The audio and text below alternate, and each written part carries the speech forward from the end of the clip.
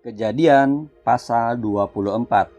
Judul perikop, Ribka dipinang bagi Ishak. Adapun Abraham telah tua dan lanjut umurnya, serta diberkati Tuhan dalam segala hal. Berkatalah Abraham kepada hambanya yang paling tua dalam rumahnya, yang menjadi kuasa atas segala kepunyaannya, katanya, "Baiklah, letakkan tanganmu di bawah pangkal pahaku, supaya aku mengambil sumpahmu demi Tuhan, Allah yang empunya langit dan yang empunya bumi, bahwa engkau tidak akan mengambil untuk anakku seorang istri dari antara perempuan Kanaan yang diantaranya aku diam. Tetapi engkau harus pergi ke negeriku dan kepada sanak saudaraku untuk mengambil seorang istri bagi Ishak anakku." Lalu berkatalah hambanya itu kepadanya, "Mungkin perempuan itu tidak suka mengikuti aku ke negeri ini. Haruskah aku membawa anakmu itu kembali ke negeri dari mana tuanku keluar?" Tetapi Abraham berkata kepadanya, "Awas, jangan kau bawa anakku itu kembali ke sana.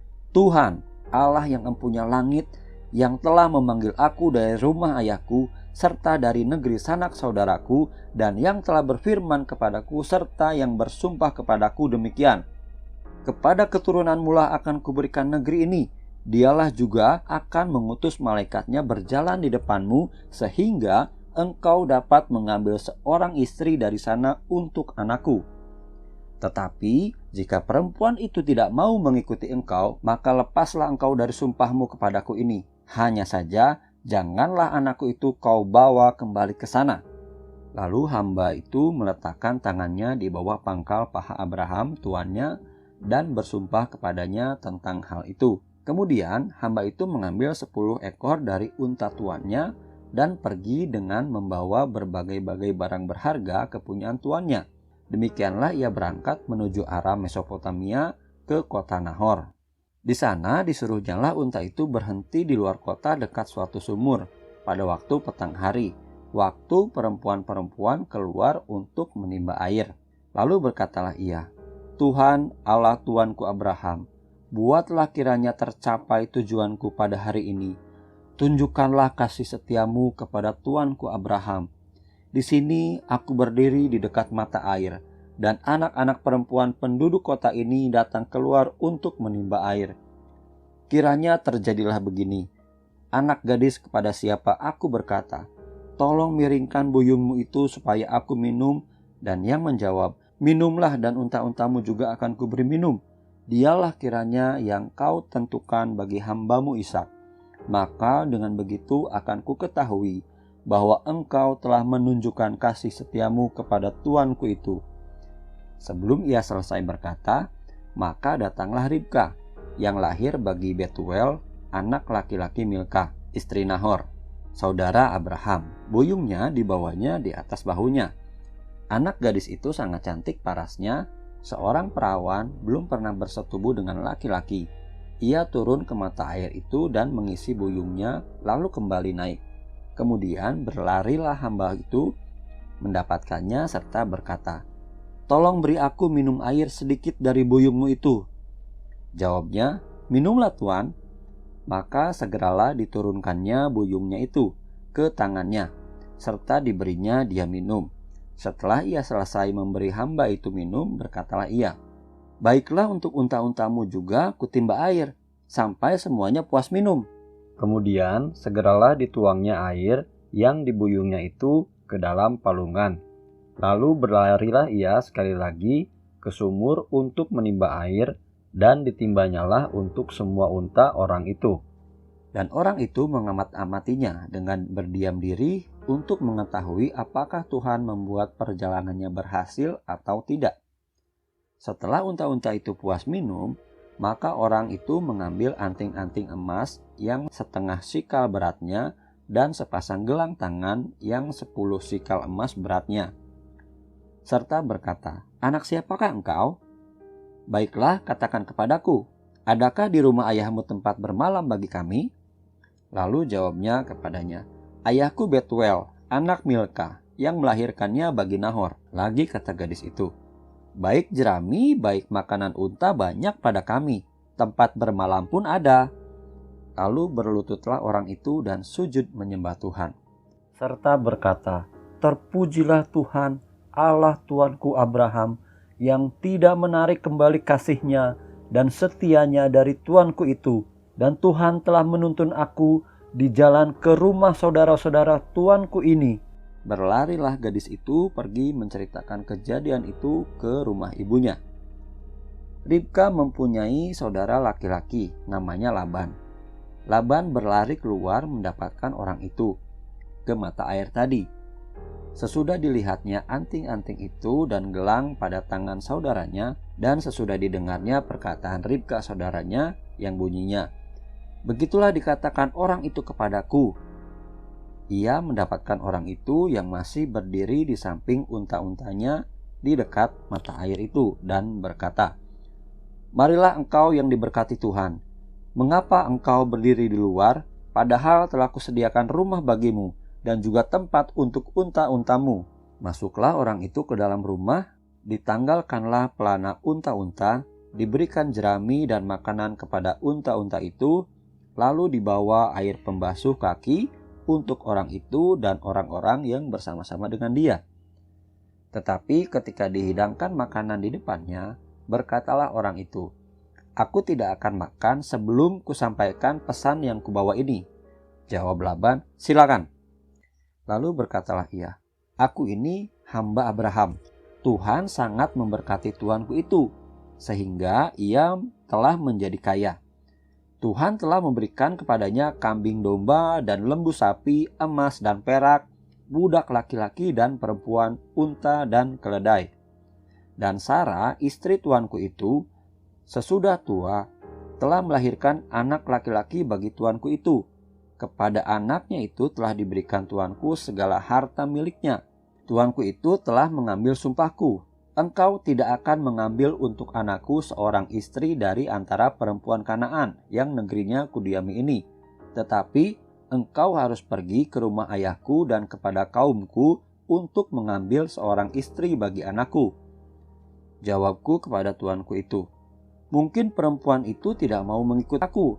Tetapi katanya kepadaku, "Tuhan yang di hadapannya aku hidup akan mengutus malaikatnya menyertai engkau dan akan membuat perjalananmu berhasil, sehingga engkau akan mengambil bagi anakku seorang istri dari kaumku dan dari rumah ayahku. Barulah engkau lepas dari sumpahmu kepadaku, jika engkau sampai kepada kaumku dan mereka tidak memberikan perempuan itu kepadamu.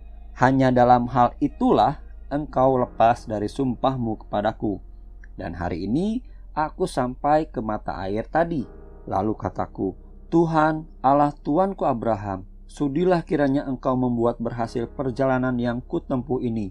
Di sini aku berdiri di dekat mata air ini. Kiranya terjadi begini, apabila seorang gadis datang keluar untuk menimba air, dan aku berkata kepadanya, tolong berikan aku minum air sedikit dari buyungmu itu. Dan ia menjawab, minumlah, dan untuk unta-untamu juga akan kutimba air. Dialah kiranya istri yang telah Tuhan tentukan bagi anak tuanku itu. Belum lagi aku habis berkata dalam hatiku, Ribka telah datang membawa buyung di atas bahunya dan turun ke mata air itu lalu menimba air. Kataku kepadanya, tolong berikan aku minum. Segeralah ia menurunkan buyung itu dari atas bahunya serta berkata, minumlah dan unta-untamu juga akan kuberi minum. Lalu aku minum dan unta-unta itu juga diberinya minum. Sesudah itu aku bertanya kepadanya, anak siapakah engkau? Jawabnya, ayahku Betuel, anak Nahor yang dilahirkan Milka. Lalu aku mengenakan anting-anting pada hidungnya dan gelang pada tangannya. Kemudian berlututlah aku dan sujud menyembah Tuhan serta memuji Tuhan, Allah Tuanku Abraham yang telah menuntun aku di jalan yang benar untuk mengambil anak perempuan saudara tuanku ini bagi anaknya. Jadi sekarang apabila kamu mau menunjukkan kasih dan setia kepada tuanku itu, beritahukanlah kepadaku, dan jika tidak, beritahukanlah juga kepadaku, supaya aku tahu entah berpaling ke kanan atau ke kiri. Lalu Laban dan Betuel menjawab, semuanya ini datangnya dari Tuhan. Kami tidak dapat mengatakan kepadamu baiknya atau buruknya. Lihat, Ribka ada di depanmu. Bawalah dia dan pergilah. supaya ia menjadi istri anak tuanmu, seperti yang difirmankan Tuhan." Ketika hamba Abraham itu mendengar perkataan mereka, sujudlah ia sampai ke tanah menyembah Tuhan. Kemudian hamba itu mengeluarkan perhiasan emas dan perak serta pakaian kebesaran dan memberikan semuanya itu kepada Ribka, juga kepada saudaranya, dan kepada ibunya diberikannya pemberian yang indah-indah. Sesudah itu makan dan minumlah mereka, ia dan orang-orang yang bersama-sama dengan dia, dan mereka bermalam di situ. Paginya sesudah mereka bangun, berkatalah hamba itu, "Lepaslah aku pulang kepada tuanku." Tetapi saudara Ribka berkata, serta ibunya juga, "Biarkanlah anak gadis itu tinggal pada kami barang 10 hari lagi. Kemudian bolehlah engkau pergi." Tetapi jawabnya kepada mereka, "Janganlah tahan aku, sedang Tuhan telah membuat perjalananku berhasil. Lepaslah aku, supaya aku pulang kepada tuanku." Kata mereka, "Baiklah, kita panggil anak gadis itu dan menanyakan kepadanya sendiri." Lalu mereka memanggil Ribka dan berkata kepadanya, "Maukah engkau pergi berserta orang ini?" Jawabnya, "Mau." Maka Ribka, saudara mereka itu, dan inang pengasuhnya beserta hamba Abraham dan orang-orangnya dibiarkan mereka pergi. Dan mereka memberkati Ribka, kata mereka kepadanya, "Saudara kami, moga-moga engkau menjadi beribu-ribu laksa, dan moga-moga keturunanmu menduduki kota-kota musuhnya."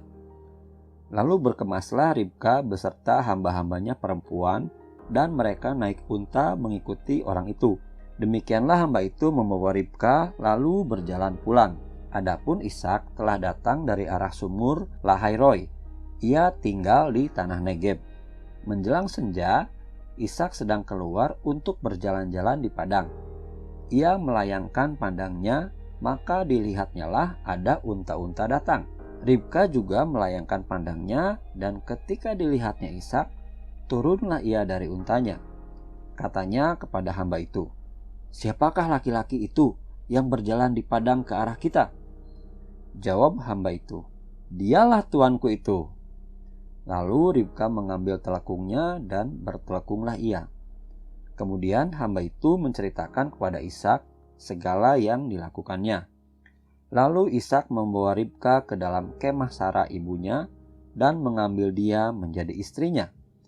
Ishak mencintainya, dan demikian ia dihiburkan setelah ibunya meninggal.